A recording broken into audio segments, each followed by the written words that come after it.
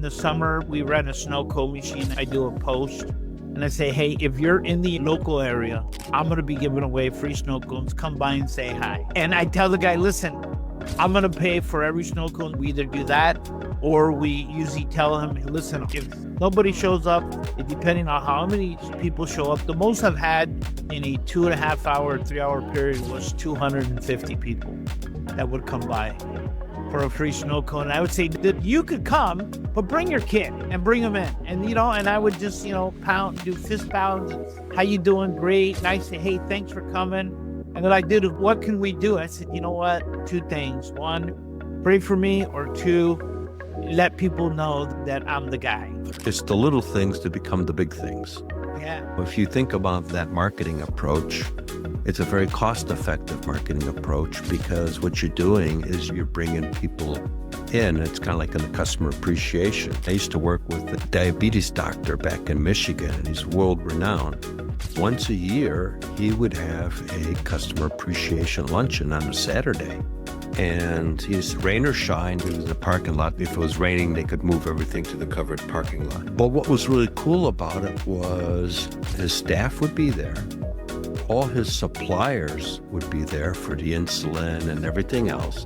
They would have good Mediterranean healthy food. I would go there to get video testimonials of his customers. But more importantly, they could interact with the suppliers, the staff, and it wasn't the 10-minute appointment. Patients got a chance to actually build some relationships with these people, and his business has just exploded. It's still going, and he's still working, and he could retire easily, but he loves what he does. He's got a fan base that's just incredible, similar to what you're doing. Yeah, one of the things that becomes a super fan for our customers is when their family avoids probate, because the number one reason people get an estate plan is to event probate. In California alone, the minimum amount of money that you spend on probate, if you don't have an estate plan, is $26,000. Now, every state in the land has a different amount.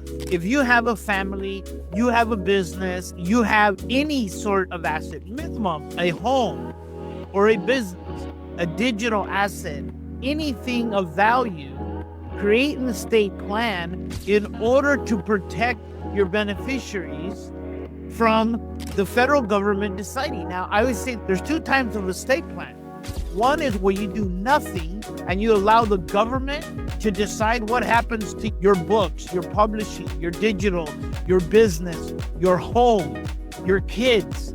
That's what probate means. Probate is a nice word of saying, we're going to decide what happens to you, to your things when you're no longer here. We're here. I know my dad, when he passed away, my dad did not have anything in place, and I was the executor of the estate.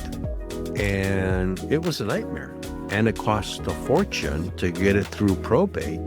This is 30 some years ago, and it still was a nightmare. Here's another thing. One of the nightmares that most people don't realize, that it's not even the cost. That's the first nightmare, right? The second thing is that you don't even get access to the money for anywhere from 6 to 18 months. That means the court hangs on to it because they want to be able to say, hey, is there anybody out there that Oscar owes, or is there anybody that knows, because it becomes public and they tell everybody, this guy's got money, he owns a house, this is how much we're holding. Or business, or airplane, boat, doesn't matter. That's the second. And the most important, I think, of all of that is the pain and suffering and the bickering that happens.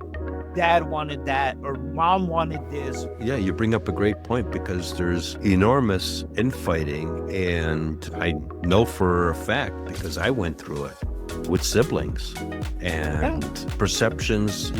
I have a saying that an individual's perception is their own reality, right or wrong. You can't condemn their perception, because it's their perception. Again, right or wrong, that's how that person views it. So you have to learn to respect their view. You don't have to agree with it, but that's their perception. Yeah, and I get that. And it becomes a problem. So yeah, what you're doing is really beneficial for a lot of people. So again, I'm going to state the website. The estate.prep.com is a is a platform that I think is important for people to take a look at. If they don't have anything, they should really look into utilizing your platform to set something up.